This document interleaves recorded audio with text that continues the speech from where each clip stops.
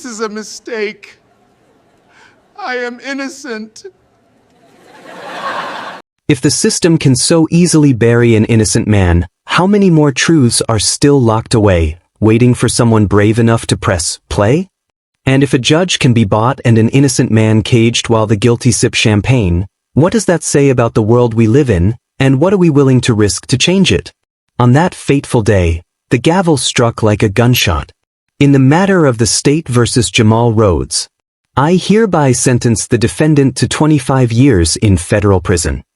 A cold silence fell over the courtroom. His mother let out a low, guttural cry, the kind that breaks from the soul, not the throat. His younger brother, Andre, grabbed the wooden bench in front of him so hard his knuckles turned white. Their father stood frozen, as if the very ground beneath his feet had betrayed him. But Jamal, 29 years old, clean record, former youth pastor, community mentor, father of two, just blinked. Slowly, quietly, like he couldn't believe this was real. His hands were already cuffed, his brown skin gleaming with sweat under the courtroom lights. The judge, Harold Whitmore, white, polished, stern, didn't look at him once after delivering the sentence. He adjusted his gold-rimmed glasses, gave a brief nod to the court clerk, and stood to leave. Jamal tried to speak, but the bailiff shoved him forward. "No. Wait," his mother shouted, rising from the pew. "My son didn't do this. You know he didn't do this." The judge paused, just for a moment, and then walked out. Andre felt his heart pounding in his ears. He turned to his father, a man who rarely cried, but now looked as though he might crumble where he stood. "This doesn't make sense," Andre whispered. "There was no evidence. No motive. No, nothing." "I know," his father said. "That's what makes it worse." 3 months earlier, Jamal Rhodes had been arrested at his apartment in South Heights, a mostly black neighborhood known more for its working-class pride than for crime. The charge? Aggravated robbery and assault. The alleged victim? A wealthy businessman named Charles Denmore, heir to the Denmore real estate fortune and owner of over 50 properties across the city. The problem? Jamal didn't know the man. Had never been near the man's home.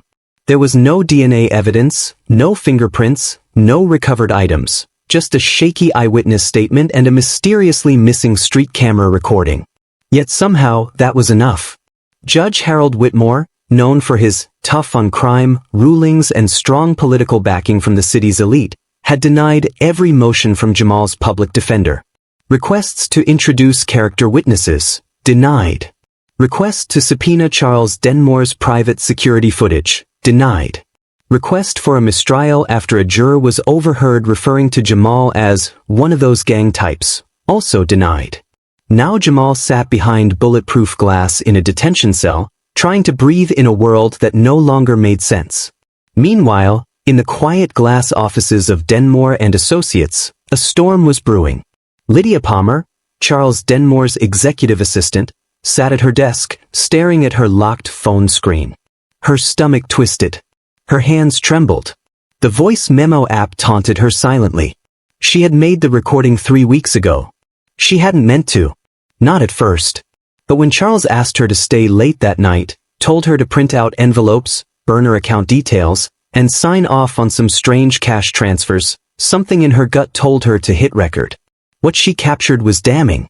On tape, Charles's voice was cold and calculated. "I don't care who they pin it on as long as it sticks. That judge'll take care of it, just like before." The pause. Then a soft laugh. "Whitmore's hungry. Always is. He'll get his cut. That poor bastard'll never know what hit him." Lydia hadn't told anyone. Not even her sister. Not her boyfriend. Not HR. Because she knew what Charles Denmore could do. He owned buildings, judges, media stations. She'd once watched him fire a woman for misspelling his name in an email. That same woman lost her apartment 2 weeks later, a Denmore-owned property. Now Jamal Rhodes, some man she'd never met, whose name only surfaced through whispers in the office, was sitting in a cell, condemned for a crime that was bought and sold behind closed doors. And Lydia? Lydia had the truth. But truth she knew could get you killed. Back in South Heights, Andre sat in his room, the glow of his cracked laptop screen reflecting off his face. He hadn't slept. Not since the sentencing. He was only 22, but he had inherited Jamal's stubbornness and their mother's sense of justice. He had been studying tech engineering at the local community college before dropping out to work construction after their father's stroke. But he hadn't lost his knack for digital things. And he was determined to find out what they weren't being told. He pulled up every news article, legal blog, and public court document he could get his hands on. Denmore's name came up again and again. Donations to the mayor's campaign, real estate fraud allegations that mysteriously vanished, a federal housing probe that went nowhere. But Judge Whitmore? He was harder to pin. Until Andre found a grainy photo buried deep on a public event archive. A charity gala. Black ties and champagne. And there, in the corner, Charles Denmore, laughing beside Judge Whitmore.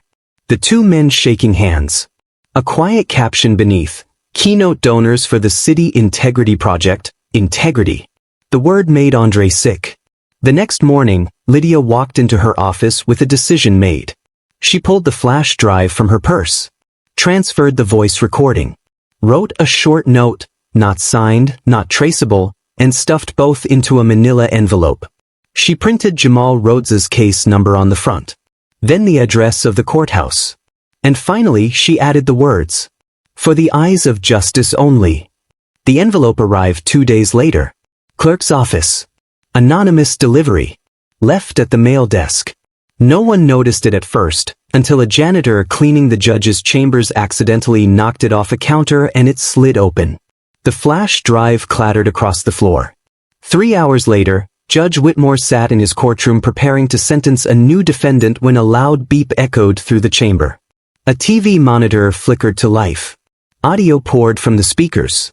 "I don't care who they pin it on as long as it sticks." Gasps erupted. "That judge'll take care of it, just like before." The judge's face turned ghostly pale.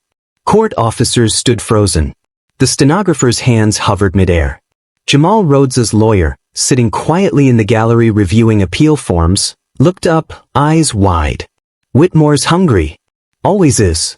He'll get his cut. That poor bastard'll never know what hit him." Every head turned toward the bench. Whitmore didn't speak. But he knew. It was over. The courtroom didn't breathe. Judge Whitmore sat frozen, his jaw clenched, eyes scanning the room as though searching for a reset button on reality. But there was no escape. Not this time. The voice on the speaker had betrayed him, not just as a man but as a symbol. A symbol of justice turned merchant, a gatekeeper of the law who had sold his conscience to the highest bidder. And now, his sins echoed through the courtroom walls for all to hear. The voice faded. Silence returned, but it was louder than before. A murmur rolled across the gallery like a wave, slow at first, then erupting into gasps, whispers, and audible outrage. People weren't just shocked, they were furious, not only at Whitmore but at the idea that something like this could have happened right in front of their eyes. Lydia Palmer wasn't in the room. But if she had been, she would have seen it. The unraveling of a carefully constructed illusion. The man she worked for, the judge he bought, the lie they both lived. It had all just collapsed like a house of cards soaked in gasoline. And in the center of it all, Jamal Rhodes sat in his orange jumpsuit, hands cuffed, eyes wide, watching the world shift. The following morning, the city woke up to chaos. Every news outlet carried the same headline, bold and damning. Judge Whitmore implicated in bribery scheme, secret recording revealed in court. Clips of the audio leaked online within hours. Social media exploded with fury. Protesters began gathering outside the courthouse before noon. Signs waved in the air, chants grew louder, and every face in the crowd carried the same demand. Justice, not for one man, but for the system that let this happen. Inside the family home of the Rhodeses, Andre sat with trembling fingers, scrolling through his phone, refreshing his feed every few seconds. His mother paced the living room, phone pressed to her ear as she spoke to their lawyer. Their father sat silently by the window, staring out as if he might see his son walking home any second now. Jamal wasn't home. Not yet. The charges hadn't been dropped. The wheels of justice don't spin in reverse that easily, not even when caught in the act.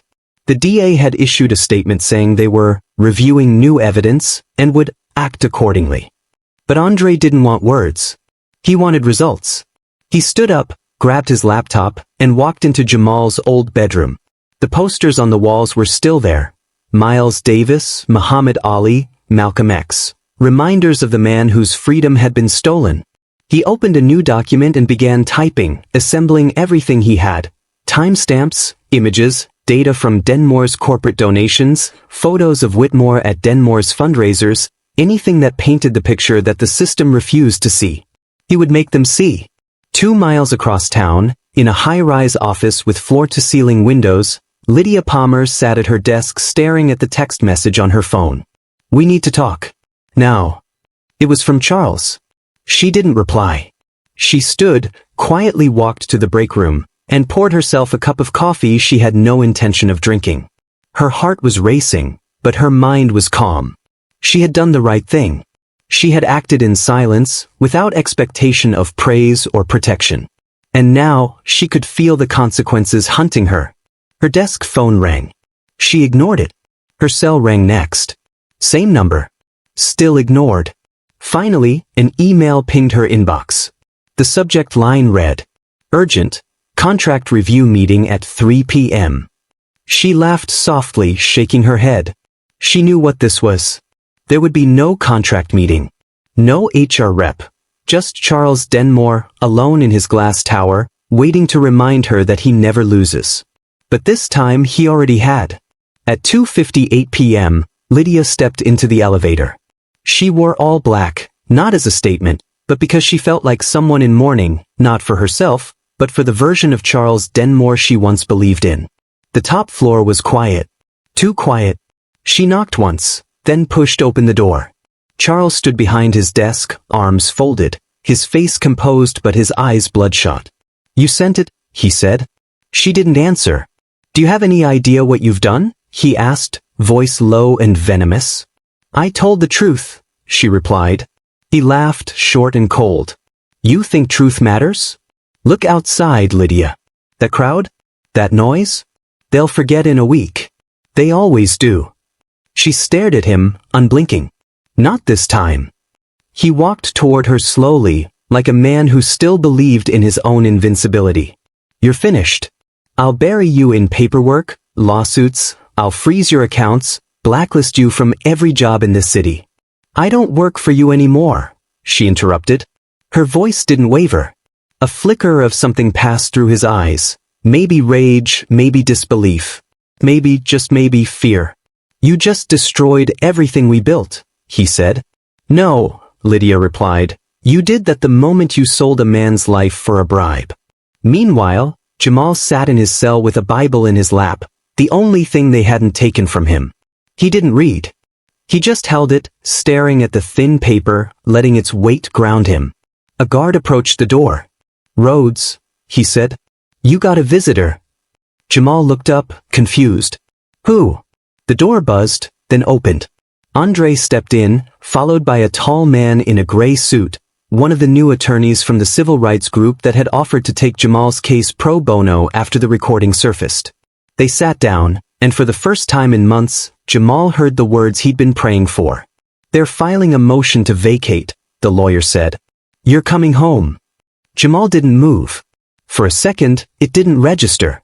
Then, slowly, his eyes began to water. His throat clenched. Andre leaned forward and grabbed his brother's hand. "They couldn't keep the truth buried forever, man. You're coming home." But outside those prison walls, the storm was just beginning. Judge Whitmore had been placed on administrative leave.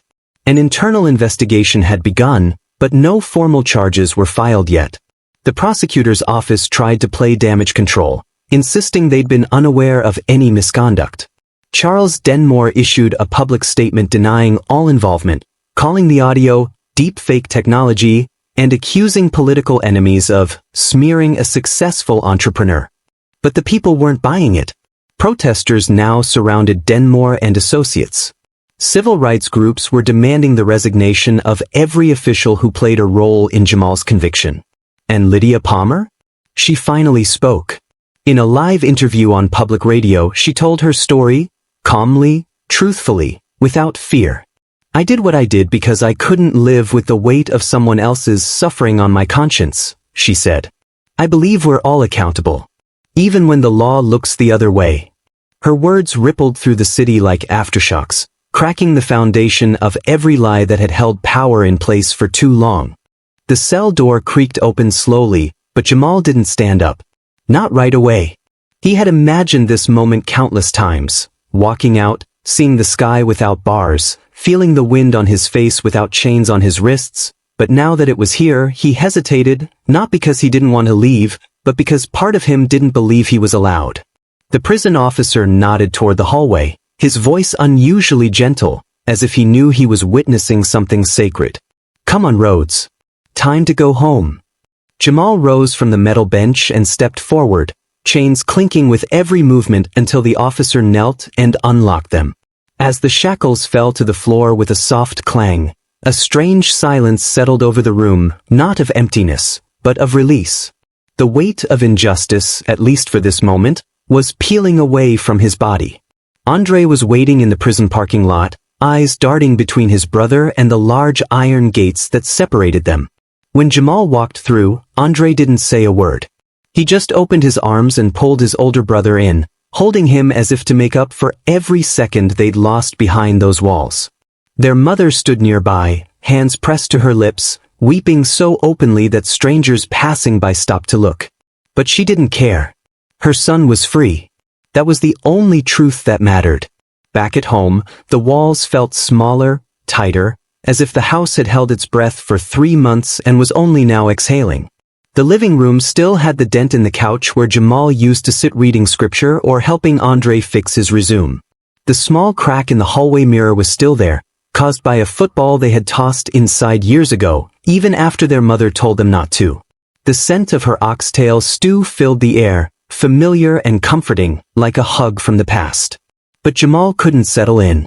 He walked slowly through the house, running his fingers along the walls, touching framed pictures with cautious reverence. His daughter's drawings still hung on the fridge, stick figures with smiling faces, one of them labeled Daddy. His heart clenched. He had missed her 6th birthday. He sat on the edge of his bed and closed his eyes, trying to catch his breath. But all he saw was the courtroom. The judge. The sentence. The bailiff's hand on his shoulder.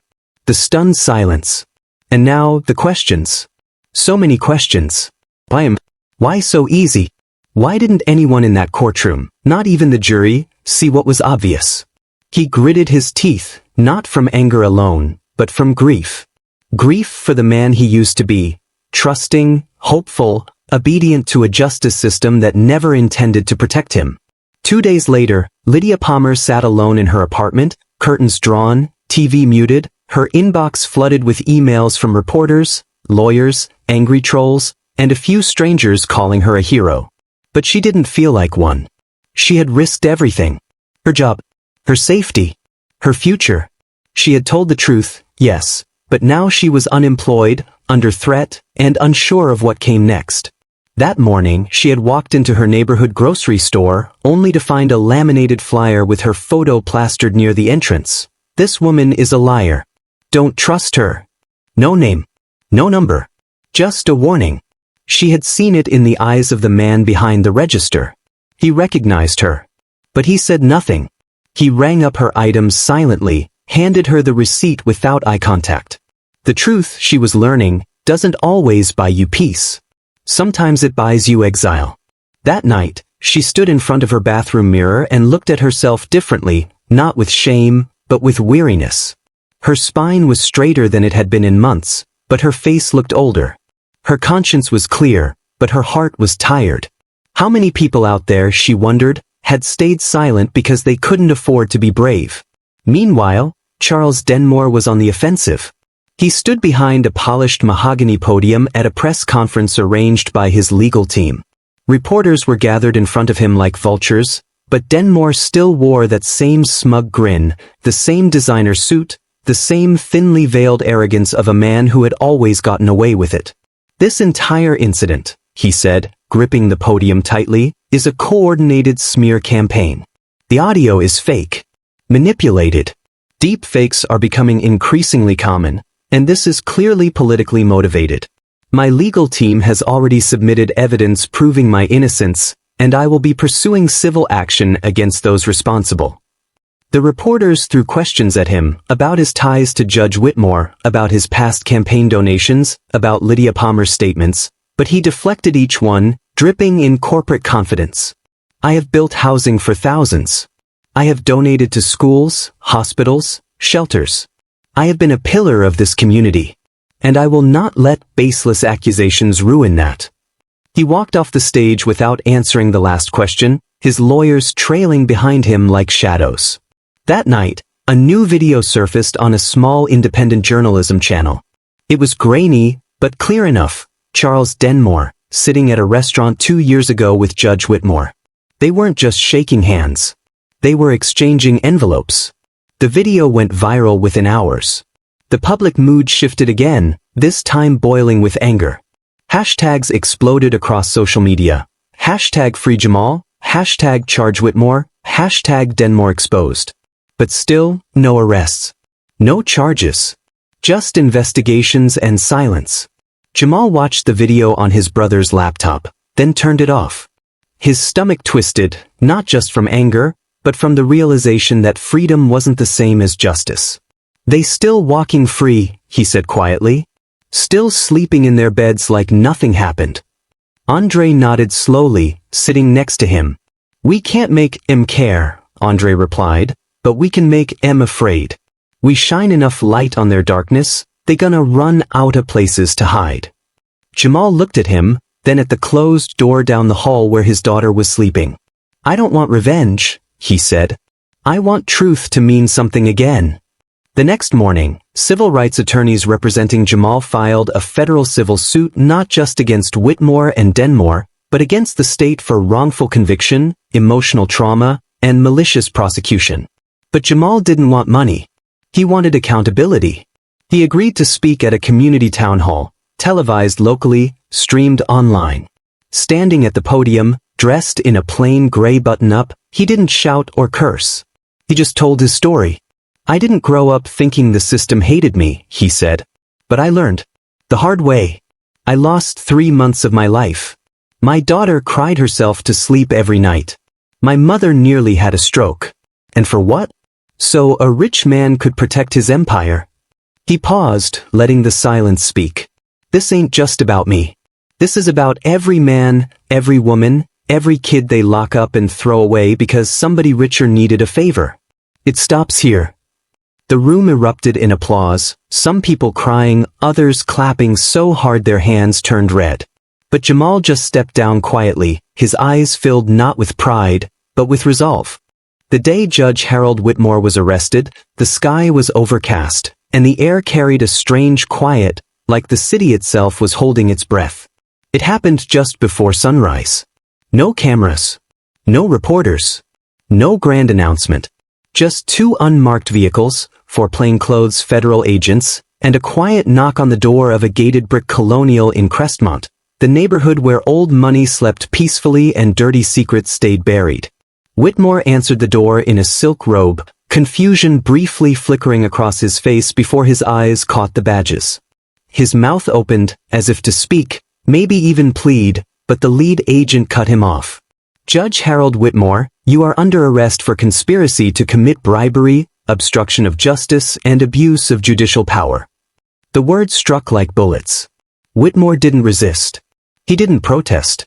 His hands trembled as he held them out for the cuffs, the polished silver glinting under the porch light like mockery. As he was led away, neighbors peeked from behind their curtains, gasping, murmuring, whispering to one another that perhaps he wasn't who they thought he was after all. But the truth was, he had always been exactly who he was. The only difference now was that someone had finally pulled the curtain back. The news broke within hours. Breaking, Judge Whitmore in federal custody after bribery scandal uncovered. Headlines plastered every screen, flooded every timeline, and echoed across every station. His mugshot, once a face of law and order, now carried the blank, stunned expression of a man who had fallen off a pedestal he built himself. People in the streets cheered. Protesters outside the courthouse lifted their signs higher. We told you so, and "No justice, no peace," screamed from cardboard and marker. But behind the public celebration was a deeper wound, one that no arrest could easily stitch back together. Because for every man like Jamal Rhodes, whose story reached the surface, there were dozens more buried in silence, names forgotten, cases closed, lives broken. Jamal watched the coverage from his living room, his daughter asleep on his lap, her small fingers wrapped around his thumb. His eyes never left the screen, but his thoughts were miles away. This wasn't closure. It was a beginning. Lydia Palmer sat across from a federal investigator in a beige conference room, the kind designed to drain all warmth and comfort from the air. A recorder sat between them, blinking red. She had been speaking for over an hour, recounting every detail, dates, names, payments, transfers, conversations she had once buried under the weight of self-preservation. She hadn't slept much since the interview request came. She knew cooperating was the right thing, but every time she thought about it, she also thought about retaliation. Charles Denmore was still free, still powerful, and still angry. Were there other instances, the agent asked, where you witnessed similar exchanges between Mr. Denmore and court officials? Lydia nodded slowly, then looked down at her hands. Yes, she whispered. There were more. The room went still. The agent leaned forward. Names. Lydia hesitated, swallowed hard, then began to speak again, her voice steady but haunted. While the city celebrated Whitmore's downfall, Charles Denmore doubled his security, his lawyers, and his lies.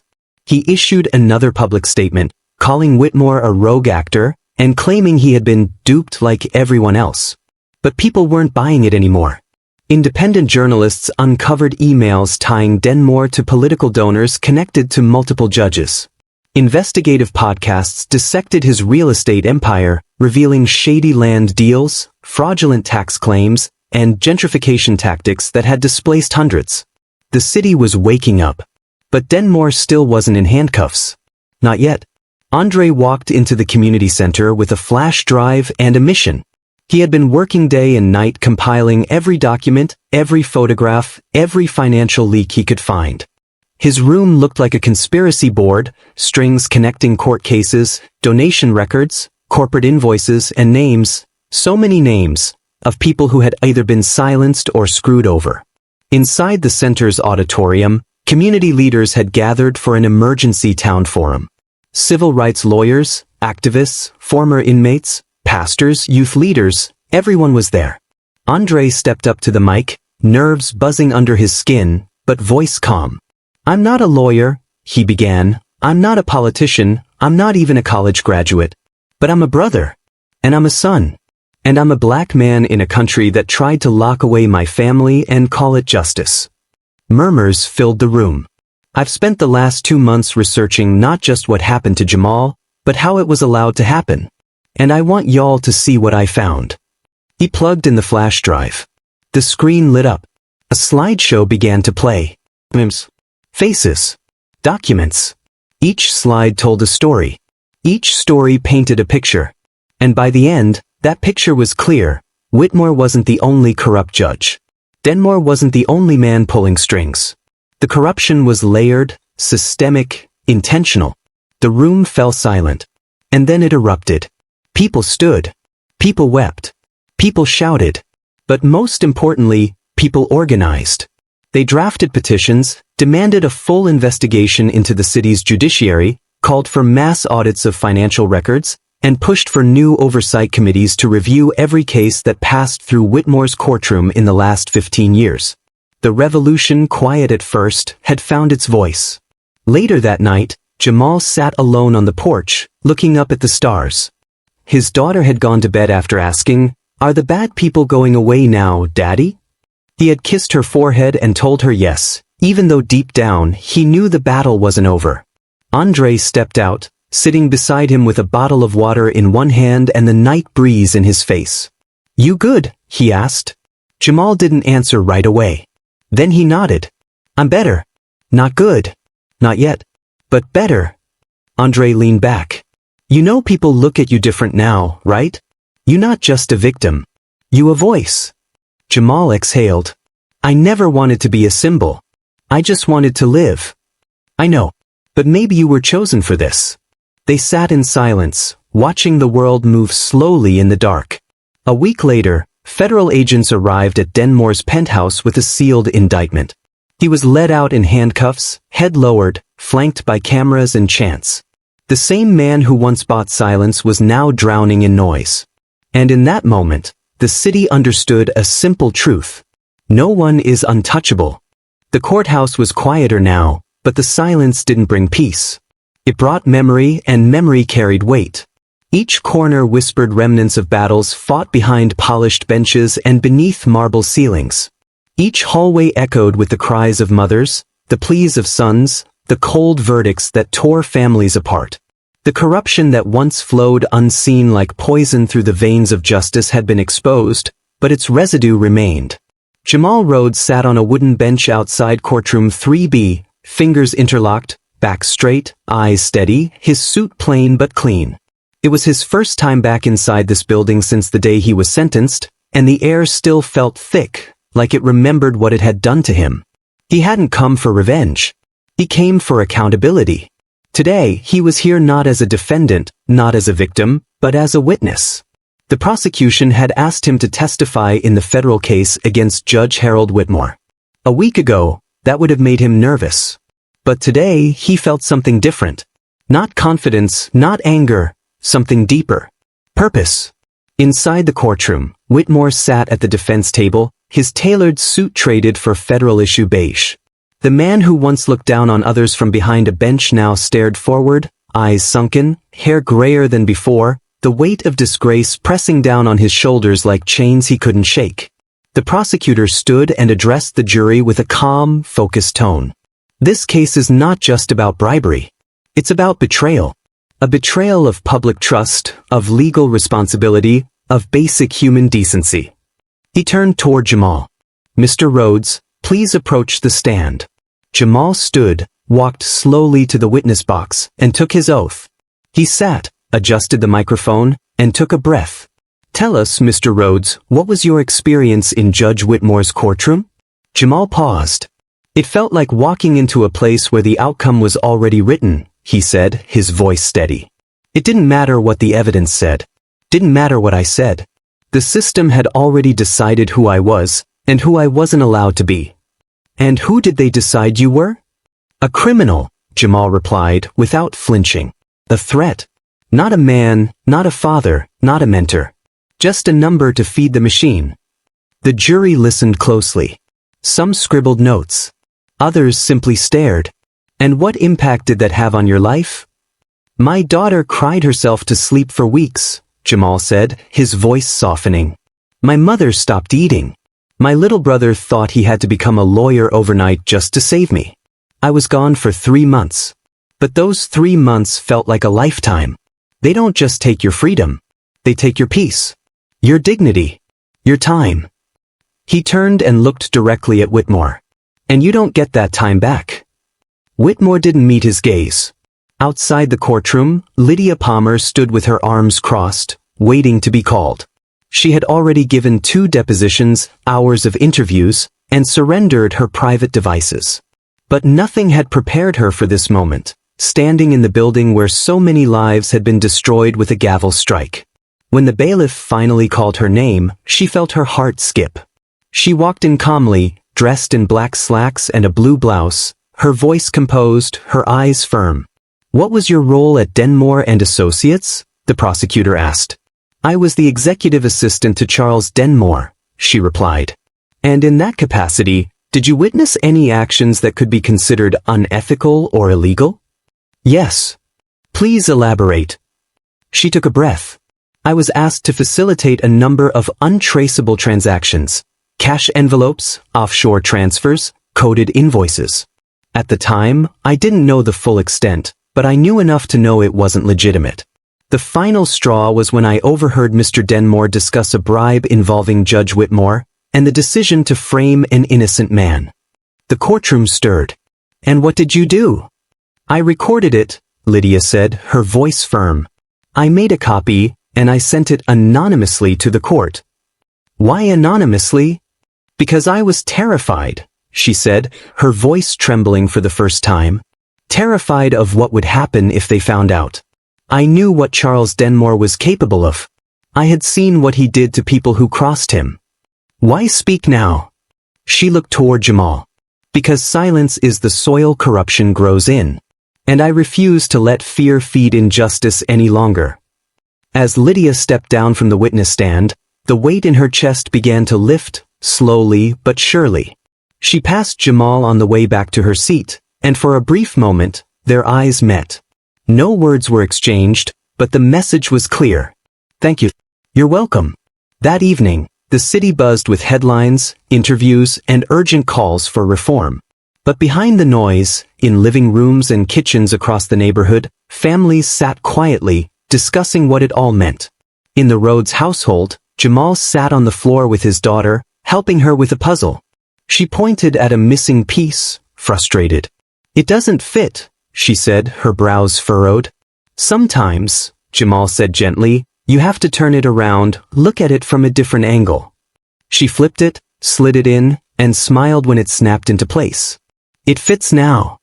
Jamal smiled, but his mind was elsewhere. He thought of the system, rigid, indifferent, broken. Thought of how many lives had been forced into places they didn't belong. How many people had been forced into a shape they were never meant to be, just so someone else's version of the puzzle could look complete. He thought of all the voices never heard, all the names never printed in headlines. The boys like him who never made it home. And he knew one thing. The fight wasn't over. Later that week, Lydia received an unexpected envelope in the mail. No name, just an address. Inside was a handwritten note. I don't know how to thank you, but I want you to know, your voice saved mine. If you ever need anything, you have a family here now. Jr. She folded the note, tears prickling her eyes, and tucked it into her journal. Judge Whitmore was convicted on all counts. He was sentenced to 16 years in federal prison, with no chance of parole. He left the courtroom in silence, the same silence he once forced so many others to endure when he passed judgment from above. Charles Denmore's trial loomed next. His team was already flooding the airwaves with interviews, PR statements, and denial after denial. But the people weren't listening anymore. They were watching. The city had never seen a trial like this. Outside the federal courthouse, crowds gathered behind barricades, holding signs, chanting for justice, waving homemade posters with bold red letters, "No more lies, Denmore must pay, our lives are not for sale." Police officers in riot gear stood watch, scanning the perimeter with stiff gazes, but it was clear, this wasn't just another scandal, it was a reckoning. And in the center of it all, Charles Denmore stood behind a tinted window in the back of a black SUV, watching the people he once ignored, feared, and underestimated. He had always believed himself untouchable. For decades, he played the game with precision, schmoozing judges, bankrolling campaigns, crafting contracts so riddled with loopholes they could slip through a hurricane. He didn't build wealth, he built control, and his empire was cemented in silence, in favors, in people who were too afraid or too poor to fight back. But now, the silence was broken, and the tremble of accountability had reached his doorstep.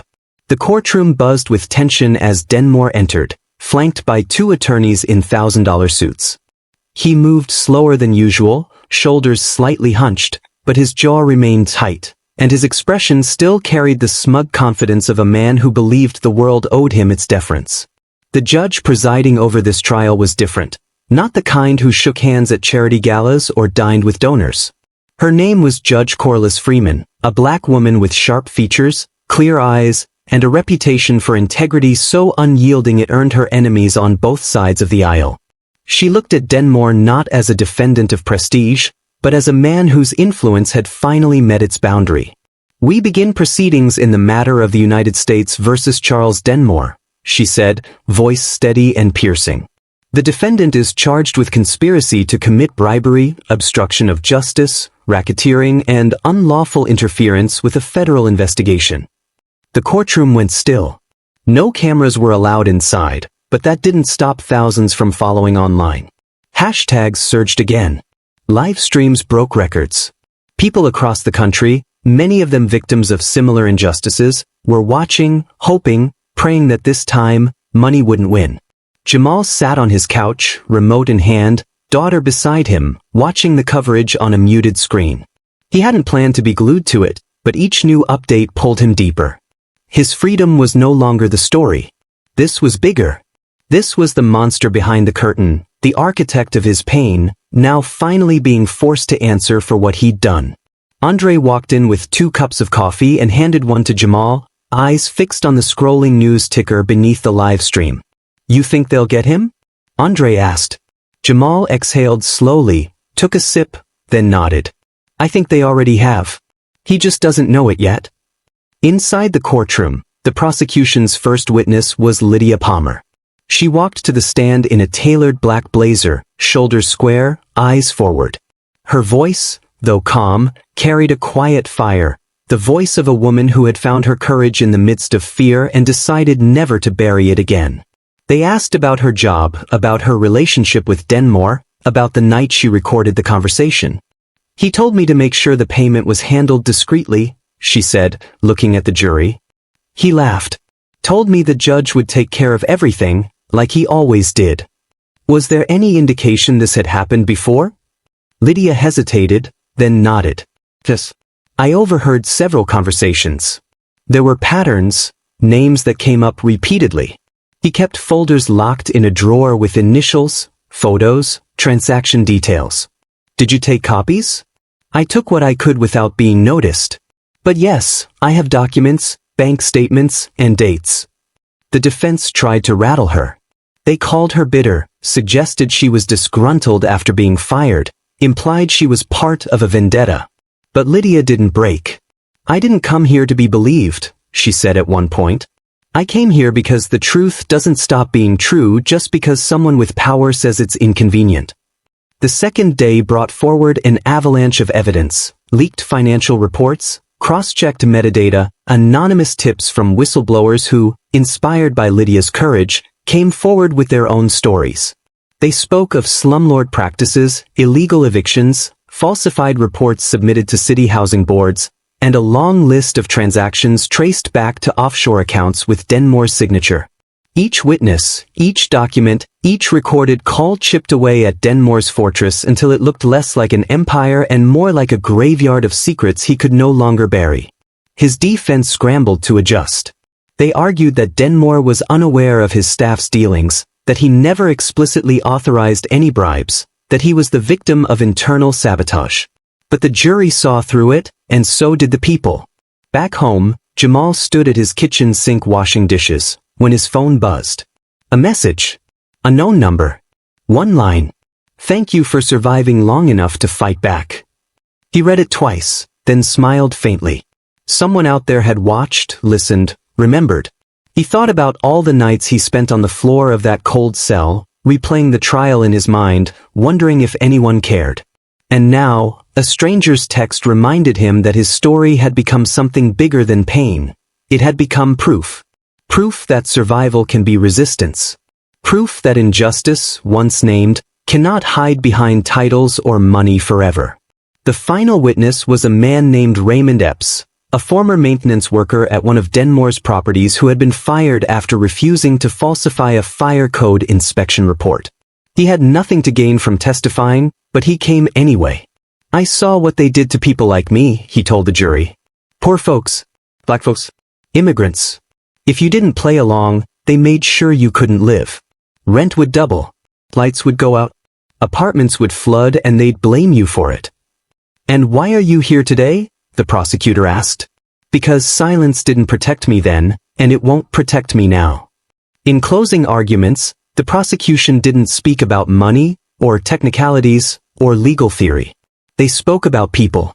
Every institution is only as strong as the values of the people inside it. Charles Denmore chose to rot those values for profit. He didn't just exploit the law, he used it as a weapon, turning a system meant to protect the vulnerable into a marketplace where justice was auctioned to the highest bidder. They turned to the jury. Don't let wealth erase accountability. Don't let silence become complicity. Let this verdict say what the people have already known. that power without conscience is not power at all. It's tyranny. The jury deliberated for 3 hours. When they returned, the courtroom held its breath. The foreperson stood, voice unwavering. We, the jury, find the defendant, Charles Denmore, guilty on all counts. Gasps, then cheers erupted from the gallery. Denmore didn't flinch. He didn't cry. He simply stared forward, lips pressed together, eyes hollow. For the first time in his life, he faced a sentence he couldn't buy his way out of. Outside, the crowd erupted.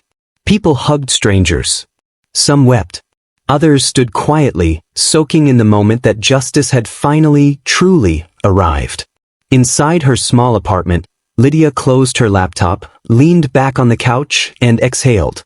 A smile played on her lips, not triumphant, but peaceful. In the Rhodes household, Jamal picked up his daughter and held her high in the air. "Daddy," she said, giggling, "you look happy." He smiled, heartful. "I am," he said softly, "because today, the giant fell." The city moved on, but not everyone could.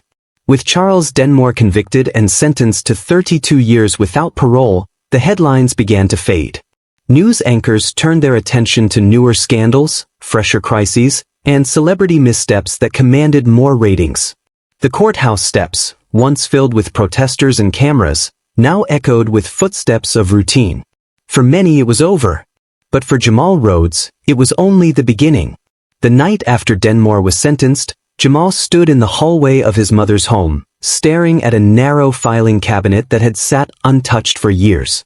Inside were documents from the community mentoring program he ran before his arrest, photos of youth group field trips, volunteer applications, and contact sheets filled with names of kids, many of whom had vanished from the program after his trial.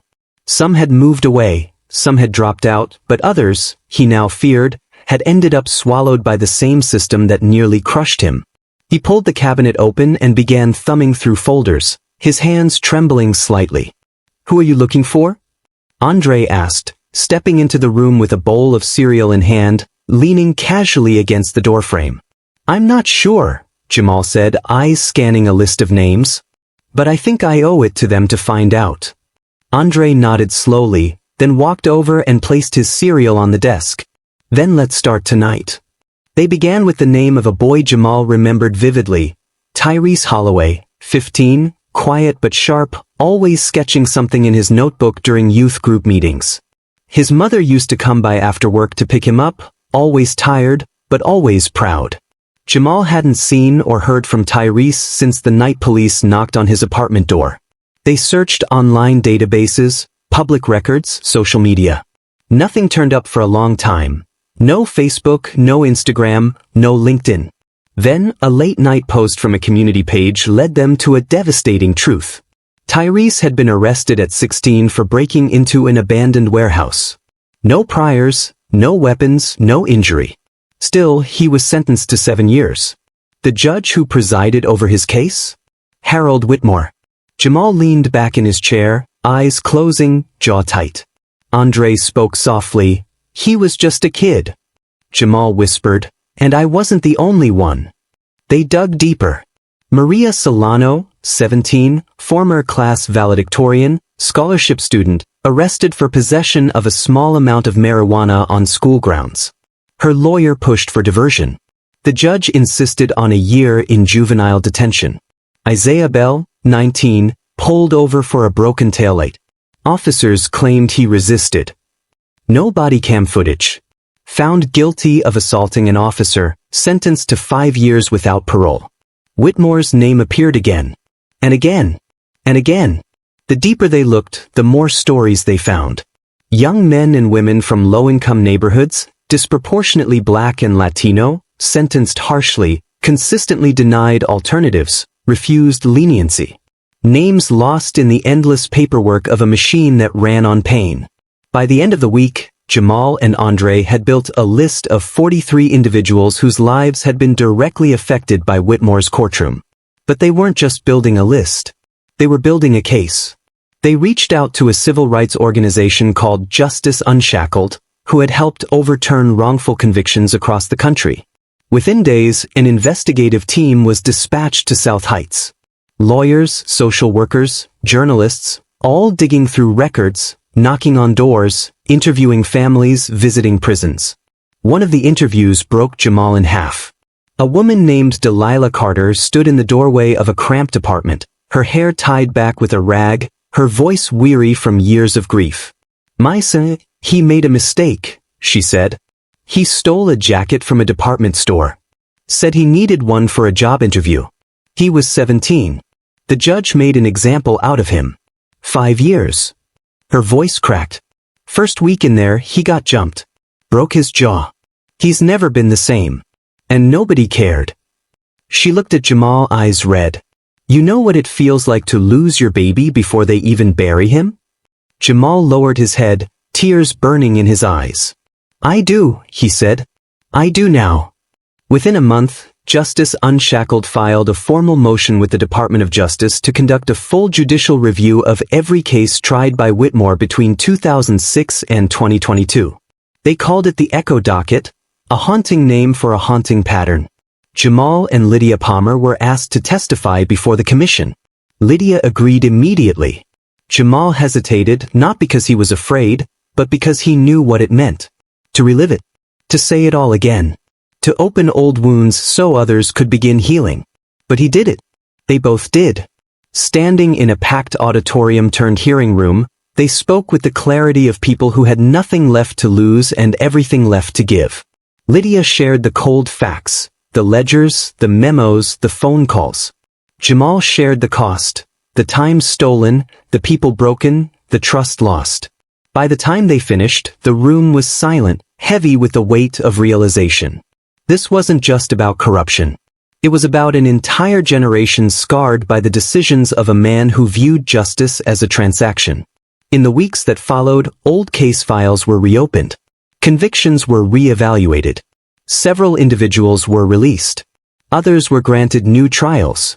Families who hadn't seen hope in years were suddenly visited by lawyers with apologies and promises. Jamal received letters. Dozens of them. Some were from men he had never met. Others were from mothers, sisters, cousins. "You gave us a second chance. I didn't think anyone would ever listen. Your pain became our proof." One letter, handwritten on lined notebook paper, came from a man named Aaron Dorsey. He had been sentenced at 18 for a crime he didn't commit, another Whitmore case. He had heard Jamal's story on a prison radio. "I cried that night. Not because I was sad, but because for the first time, I felt seen. I hope one day I can tell my story like you did. Thank you for not disappearing." Jamal read it twice, folded it, and slid it into his pocket. But not every name had a happy ending.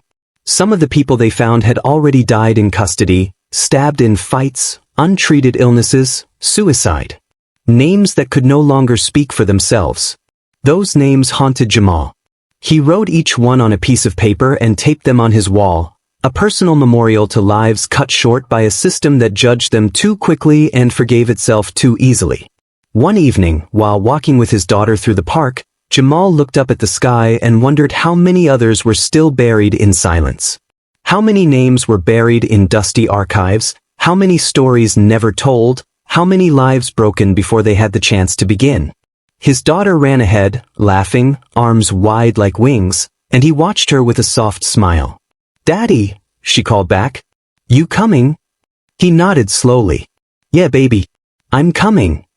The rain came down soft that morning, more like a hush than a storm, as if the heavens were whispering something over a city still waking up to its own reflection.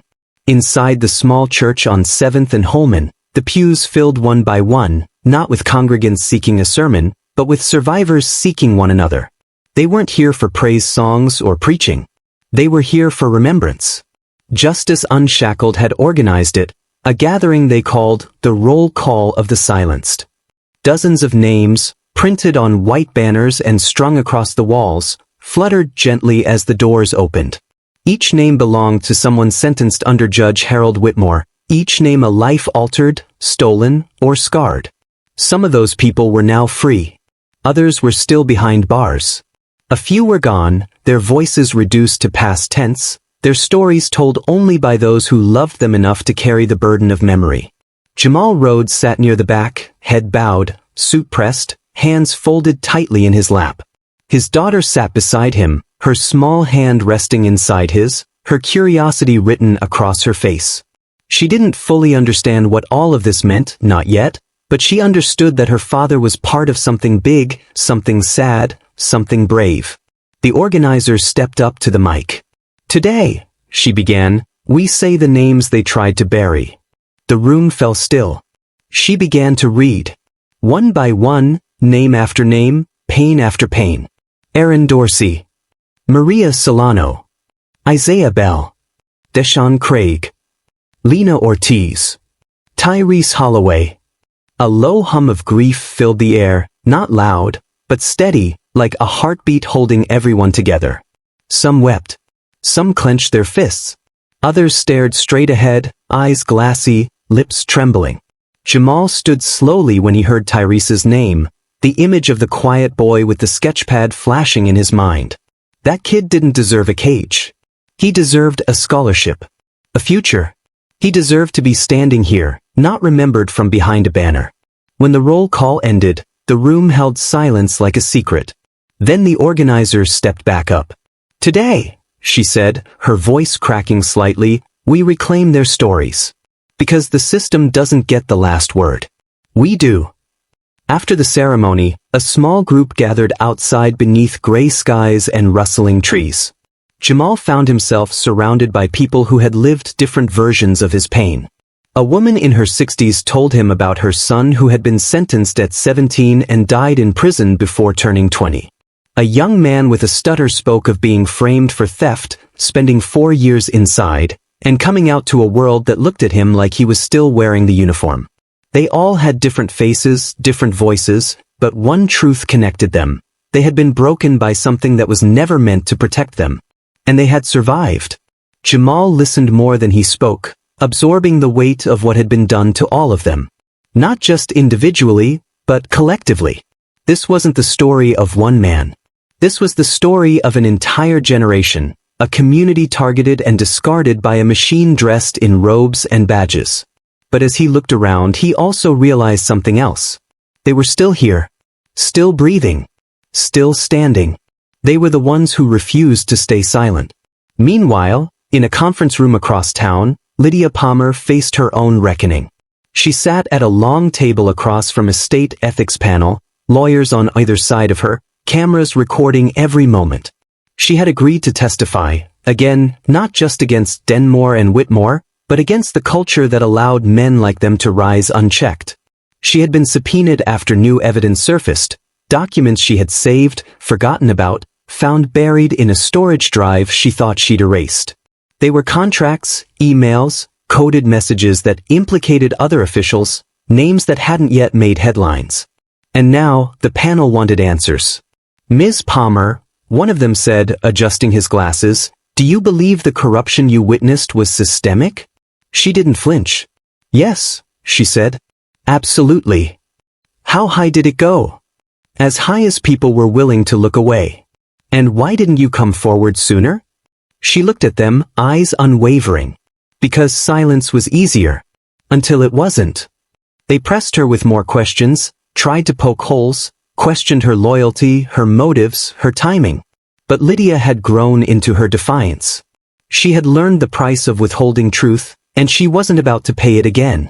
When the session ended, she stepped out into the hallway, her phone buzzing with texts from people she didn't even know, victims, activists, young women thanking her for her courage, older men apologizing for not believing her sooner. She scrolled, overwhelmed, humbled, and deeply aware of the responsibility she now carried. She had been a witness, yes, but she was also becoming something more. A warrior with receipts. That evening, Jamal and Andre sat on the porch with 2 laptops open and a stack of documents between them. They were building something not for themselves, but for those still caught in the system. A database. A digital library of every affected case, every exposed loophole, every released inmate, every piece of evidence they could collect. It would be free, searchable, permanent. A place where no name would be forgotten, where no file could be lost, where no story would fade just because time moved on. "We're gonna call it the witness wall," Andre said, typing code into a window. Jamal nodded, smiling faintly. For those who spoke and those who never got the chance. They worked deep into the night, fueled not by caffeine, but by urgency. The fight wasn't finished. The system had been shaken, but not dismantled. And they knew there were still judges hiding behind their titles, still deals made in the dark, still dockets filled with lives treated like numbers. But now, there was also light. There were eyes watching. There were people listening. The next morning, Jamal received a letter in the mail. No return address. The handwriting was familiar. Inside was a single sheet of paper. My son's case was reopened. They're releasing him next month. Thank you. You didn't just get justice for yourself. You brought it home for the rest of us. Keep going. No name. Just the truth. He folded the letter slowly, placed it inside his Bible, then looked out the window at the street below. Life was still hard. Bills still piled up. The city still wore its scars. But something had changed. The silence had cracked. The walls had spoken. And now, they could never go quiet again. The day they reopened Jamal Rhodes's case file was the day the city officially admitted it had failed him. Not just once, not in the courtroom alone, but in the years of silence that followed, in the policies that gave unchecked power to men like Whitmore, in the ink of transcripts where objections were denied without cause, where character was questioned because of skin, where the truth was buried under technicalities, and lives were filed away like forgotten paperwork. But now, the file was open again, this time under federal supervision. Jamal stood in the same courthouse, wearing his own clothes, his own name, his own freedom, no chains on his wrists, no guards at his back. The hearing wasn't about reconvicting or resentencing. It was about correction, officially, publicly, and permanently. The courtroom was full, packed with media, civil rights observers, and families of other wrongfully convicted men and women. Lydia sat near the front, beside a woman holding a photograph of her son who had spent 10 years behind bars for a crime committed by someone with a badge. Judge Corliss Freeman presided again, her presence firm, her expression unreadable. She didn't allow unnecessary speeches, didn't entertain political theater. She believed justice was not in words, but in record. This hearing, she began, is to correct the judicial record regarding the wrongful conviction of Mr. Jamal Rhodes, previously sentenced by former Judge Harold Whitmore. The court recognizes the violation of due process, the concealment of judicial misconduct, and the proven bribery that directly influenced the outcome of Mr. Rhodes's trial. She turned toward Jamal, her eyes meeting his. Mr. Rhodes, on behalf of the judicial system, I apologize. The words hung in the air, heavy and unfamiliar. The courtroom didn't erupt in applause, it didn't shout in celebration, because apology wasn't triumph, it was recognition. It was the least the system could give after taking so much. Jamal nodded once, then rose to his feet, standing tall as the judge read the formal vacator into the record. His name, once associated with mugshots, arrest warrants, and cold case files, now rang out in the courtroom as a symbol not of guilt, but of survival, of resilience, of resistance. When it was done, Andre stood and clapped slowly. Others joined, not because it erased what had happened, but because it mattered. It mattered that the truth had finally been spoken where lies once ruled. Outside, reporters swarmed, microphones extended, flashes clicking like lightning. What does this mean for you, Mr. Rhodes? One asked. It means I can finally walk with my head high, Jamal replied. It means my daughter won't grow up thinking her father was a criminal when all I did was survive a lie. Do you feel vindicated? He paused, then shook his head gently. I feel tired, he said. But I'm not done. Back at home, Jamal sat on the floor of his daughter's room, reading her a bedtime story. She curled up against his arm, yawning halfway through the page. He paused, brushing her curls back from her forehead. Daddy, she whispered. Yeah, baby. Why did those people say you did something bad? He swallowed hard, placing the book on the floor. Because sometimes, he said slowly, people with power lie when they're scared of the truth. And sometimes, they think if they lie loud enough, long enough, they'll win. Did they win? He smiled softly. Not this time. She nodded once, then drifted to sleep, her breath slow, her trust whole again. Meanwhile, Lydia met with federal investigators regarding the files she'd helped expose, folders that listed not just bribes, but names of other judges, corporate allies, and even law enforcement officers who had benefited from Denmore's influence. Some were minor, a favor here, a donation there, but others were staggering. An officer who had coerced false testimony in exchange for a promotion. A councilman who had greenlit eviction orders on families who were fighting Denmore in civil court. A law clerk who had been paid off to lose certain motions before they reached the judge's desk. Each name led to another. Each case reopened another wound. The investigators worked day and night, trying to keep up. The Department of Justice launched a formal task force. New whistleblower protections were announced. The governor even signed an emergency reform bill aimed at increasing transparency in judicial appointments and court rulings. But none of it brought back lost time. None of it reversed the deaths.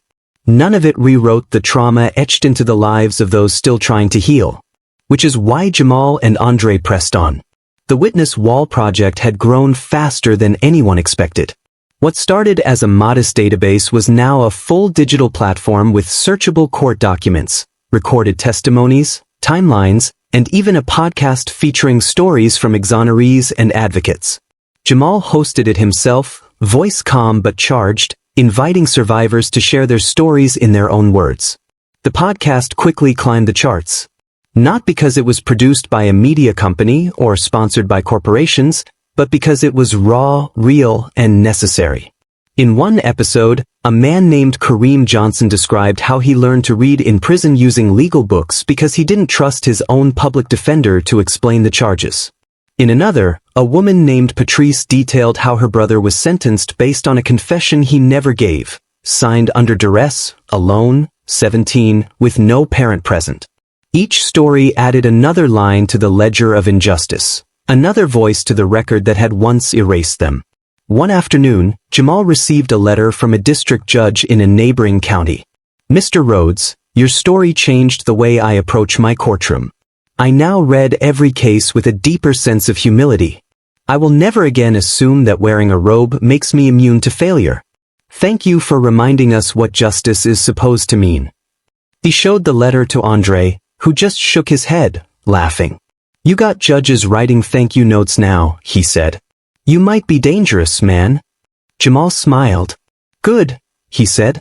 They should be nervous. But it wasn't all praise. There were threats. Emails filled with slurs. Letters accusing him of stirring trouble, of disrespecting the law, of making things worse. And still, Jamal didn't stop.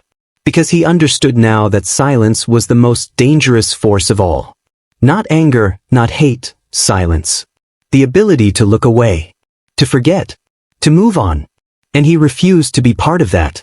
On the anniversary of his release, Jamal held a candlelight vigil on the courthouse steps. No microphones. No speeches. Just names read aloud. One by one. 43 in total. For those still incarcerated. For those lost. For those still waiting. Each name was followed by silence. And in that silence, a kind of reverence, not just for the suffering, but for the strength it took to speak, to remember, to keep walking forward with no promise that anyone would follow. But they did follow. Because when one man refuses to forget, the world begins to remember. The wind was warm that evening, brushing against the courthouse steps as if even the air had come to witness what justice, at long last, looked like. A bronze plaque had just been mounted on the outer wall, polished and gleaming under the setting sun. It wasn't large or flashy, but its words carried a quiet weight that silenced the crowd gathered before it. Dedicated to the lives affected by judicial misconduct. To the silenced, the wrongfully convicted, the unheard, you were always more than a case number. May your stories never be buried again. Jamal stood among them, hands in his pockets, eyes locked on the inscription. His daughter sat on his shoulders, clapping along with the others as a small choir sang softly behind them, voices floating over the street like incense. It had been 1 year since Denmore's conviction. 1 year since Judge Whitmore was sentenced. 1 year since Jamal's record was officially cleared. But time hadn't dulled the urgency. If anything, it had sharpened it. In that year, 17 more wrongful convictions had been overturned, thanks to the witness wall and the tireless volunteers working around it. 4 corrupt officials had been indicted. New legislation had been passed, requiring independent oversight in sentencing procedures for nonviolent offenses. And schools across the city had added a new civic studies module titled Justice, Power, and the People. Change hadn't come easy, and it certainly hadn't come perfectly. But it had come, one truth at a time, one voice at a time, one refusal to stay silent at a time. Jamal never saw himself as a hero. Even now, as people stopped him on the street, thanking him, asking for advice, sharing stories about cousins and brothers and daughters, he still thought of himself as a survivor. Nothing more, nothing less. But survival, he'd come to understand, wasn't passive. It was resistance. It was endurance. It was choosing, every day, not to disappear. So when the mayor's office reached out and asked him to speak at the unveiling of the plaque, he said yes, not because he wanted to be seen, but because he wanted the truth to be heard one more time, on the very steps where it was once denied. He stepped up to the podium, the same courthouse behind him that once swallowed his name into a conviction, now standing behind him as a monument to accountability. He took a breath, let the crowd settle, then spoke. "I'm not here today because I was saved. I'm here because I refuse to be forgotten." Heads nodded. Some hands clutched candles. Others wiped away tears. For too long, justice was something only the powerful could afford. For too long, the rest of us were told to trust a system that didn't trust us back. I was convicted without evidence. Sentenced without cause. Forgotten without consequence. He looked down at his daughter in the crowd, her eyes wide, proud, innocent. "But I'm standing here now because people refused to stay quiet. Because someone recorded the truth. Because someone told the truth. Because someone believed in it enough to fight for it, even when it didn't fight for them."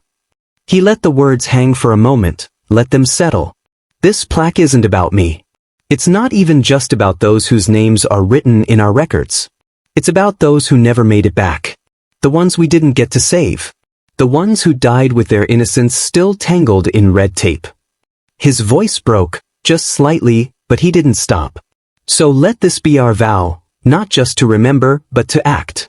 Not just to be outraged, but to organize. Not just to post and move on, but to push, to question, to demand more from the systems that serve us." He stepped away from the mic slowly, but the applause rose like thunder behind him. Not wild, not frenzied, but full of purpose, full of meaning, full of the collective breath of people who had waited too long to exhale. Later that night, Jamal sat alone on the rooftop of his apartment building, city lights blinking like stars below. Lydia joined him, quietly handing him a thermos of coffee, her presence calm as always. "You think it'll last?" she asked, gazing out at the skyline. Jamal considered the question, then nodded. "Not by accident," he said. "But yes, if we keep choosing it." Lydia smiled faintly. "Justice isn't a moment. It's a muscle." He looked at her, then at the city they had helped change. "Then we better keep it flexed." They sat in silence, two people bound not by what had happened to them, but by what they refused to let happen to others. Across town, in homes big and small, families gathered around glowing screens, watching Jamal's speech as it replayed on local news and social media. In barbershops, in laundromats, in church halls and classrooms, people talked, not just about one man's redemption, but about what it meant for all of them. About how systems are built, how they break, and how people, regular, flawed, untrained people, can fix what was designed to stay broken. The conversation had started, and it wasn't going anywhere. If you made it to this point, you know this story wasn't just about a courtroom, a judge, or even a corrupt billionaire. It was about how power moves in the shadows, and how truth can find its way into the light when ordinary people choose to do the extraordinary. Now it's your turn. If you believe stories like Jamal's matter, if you believe in accountability, in justice, in amplifying voices the system tried to silence, then don't let this story end here. Like this video, subscribe to the channel, and share it with someone who still believes the world can change, one truth at a time. Drop your thoughts in the comments below. Not just your reactions, but your reflections. What does justice mean to you? Who else do you think needs to be heard? What role can you play? Because the legacy of truth isn't built by one voice alone. It's built by all of us, together.